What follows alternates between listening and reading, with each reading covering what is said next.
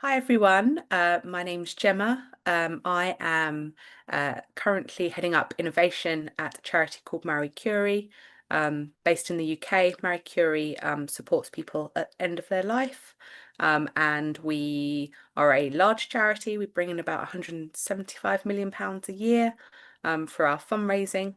And I sit in the fundraising innovation team. So it's our job to basically find new ways to generate income, engage new audiences, improve our current business models, and to also help and support other teams to be able to innovate, test and learn themselves. So we're super busy. We're a small team trying to generate additional income.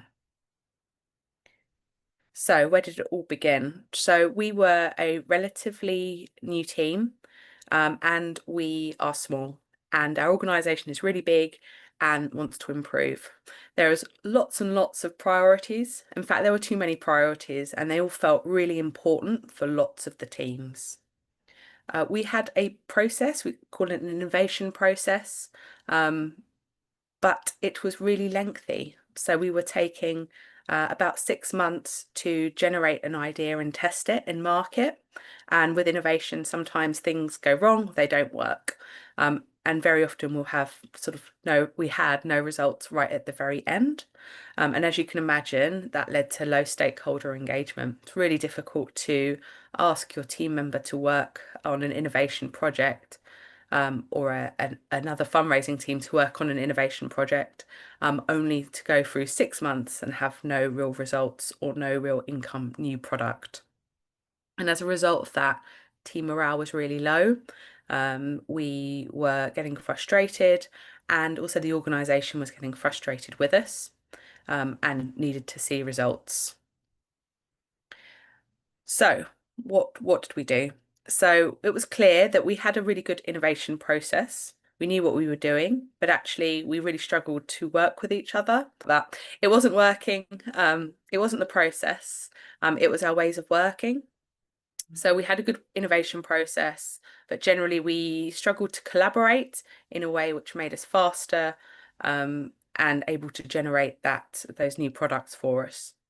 Everyone had mixed experience of Agile. So I had previously worked in Agile organizations and on Agile projects, and other people had pockets of experience, but we definitely didn't have, I guess, a unified like songbook around Agile.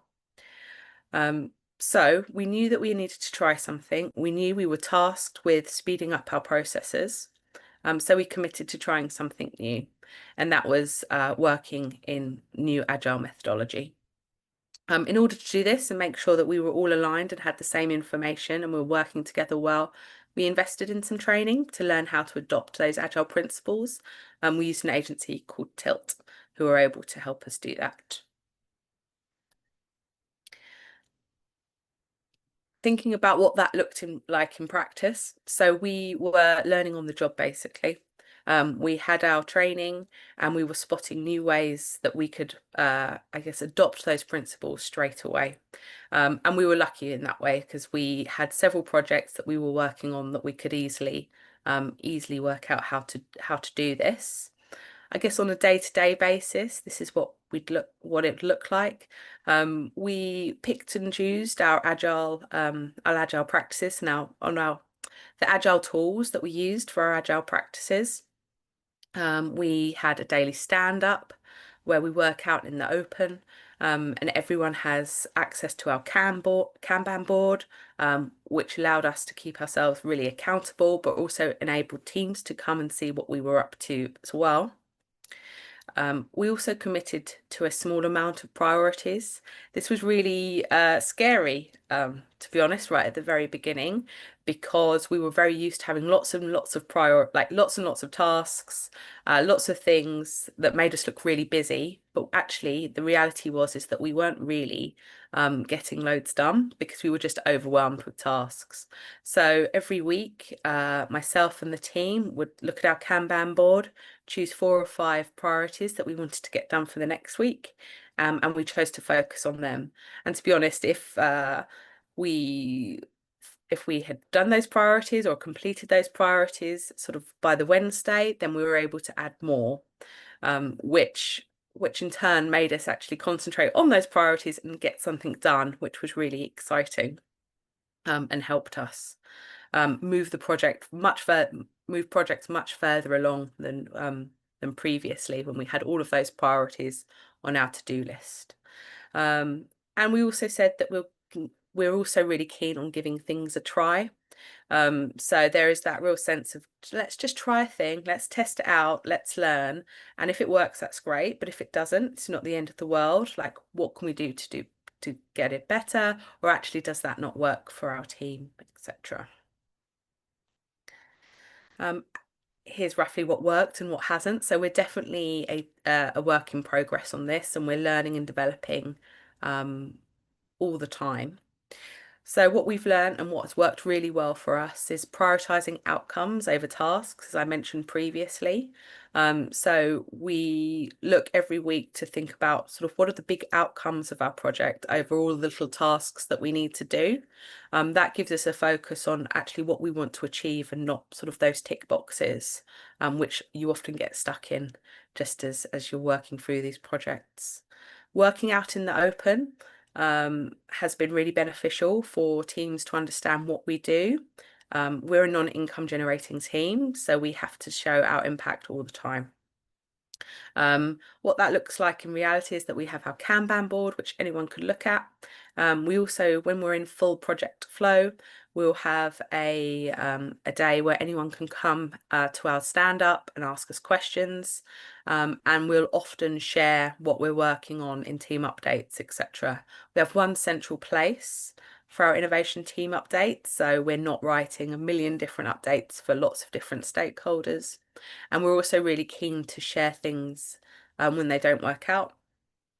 We have like a product graveyard where you can see all of our projects that haven't worked or haven't made the cut, and there'll be learnings against those as well. So that's really helped people understand what we do. As a result, we've seen increased stakeholder engagement in sort of how we work with our Agile principles. And more people want to be part of our projects, which is really exciting and definitely helps that culture of innovation. We'll often see, I guess, innovation principles or what we've learned in different team projects as well, which is really exciting. And we know that they've seen what we've been up to and want to do the same. Some things that we still continue to struggle with. So other teams are struggling to keep up with our capability of work, like our speed. So a project for us will run from 6 to 8 weeks, which is really speedy for Marie Curie. So we have to, well, currently working out how best to take teams along with us and for them to be prepared to work slightly speedier than normal. And our ability to test iteratively is a challenge. So we have a great digital team that we work with. However, we want to become better at testing, especially around validation, more autonomously. And as the sort of the Agile principles are very much test and learn, as a wider organization, we're not quite used to those small iterative tests. So that's a real culture thing. So we're working really closely with teams to figure out how best to test via our digital channels quickly, but also to embed that let's just test and learn and see how it works. Sort of within the wider culture. And the most exciting thing is that we have seen our process that was taking 6 months go now down to 6 to 8 weeks, which is really exciting. And that in turn has supported the buy-in from our senior leadership team. And we're now in a place where we are trialing Agile with wider teams within fundraising, which is really exciting. So I'm working with those teams to figure out what that might look like for them, and for also to get their relevant training as well. So all in, lots has worked, lots hasn't, and we are definitely a bit of a work in progress, but so far, so good. Thank you. You can find me on LinkedIn, and you can also feel free to email me as well. Thank you.